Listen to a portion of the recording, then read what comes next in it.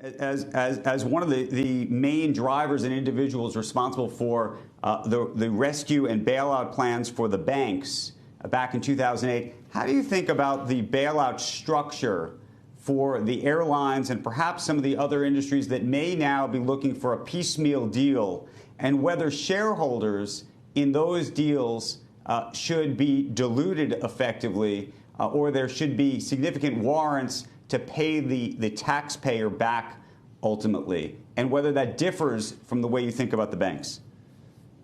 It does differ. It differs because in 2008, there was a clear case of moral hazard, that banks and other investors had taken risks that they didn't fully appreciate.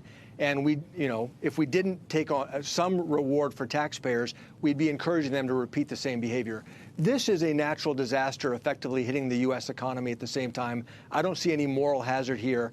Now, the tough part is with airlines, just the nature of their business, it seems like every time there's a shock, the airlines are the first ones to be impacted by it. So, I could argue maybe something different needs to be done for the airlines, but for the rest of the economy and for the American people in general, this is a natural disaster hitting the American economy. I think we should err on the side of being generous. So, Neil, let's look at the other side, that the true, I don't know what you'd call them, but people that don't want.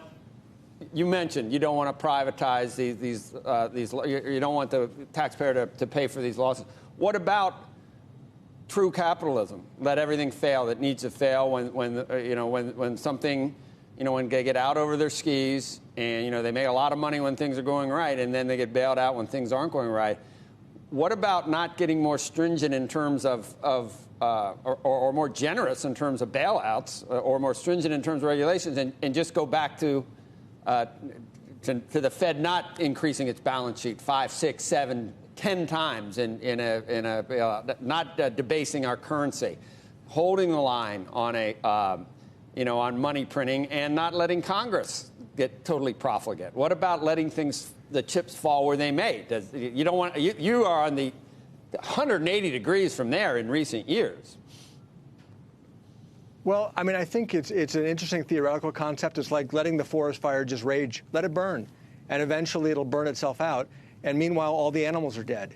There are enormous consequences if we just let things go, and the downturn will end up being much, much worse. Again, if we don't support people who've lost their jobs, then they can't pay their bills, and then it ripples through the economy, and the downturn is much worse than it needs to be. And so, we're almost done. That's why I apologize for interrupting you. But people say that the base that you build when you don't allow the system to clear is like balsa wood, and who knows what finally happens with where we are in terms of the Fed's balance sheet and everything. People have been talking about a day of reckoning since 2000, and since before that, actually staying too low for too long. That's the argument they'd make, that if you don't let the system clear, there's no price discovery, and no one really knows what anything's worth, and you're just setting yourself up for a problem every 10 years. I understand people make those arguments. I see them on Twitter all the time. But there are millions of Americans who are directly affected by this. And I think just letting them deal with it on their own, I don't think it's the right thing to do. And I don't think it's good for the economy overall. Shepard Smith here. Thanks for watching CNBC on YouTube.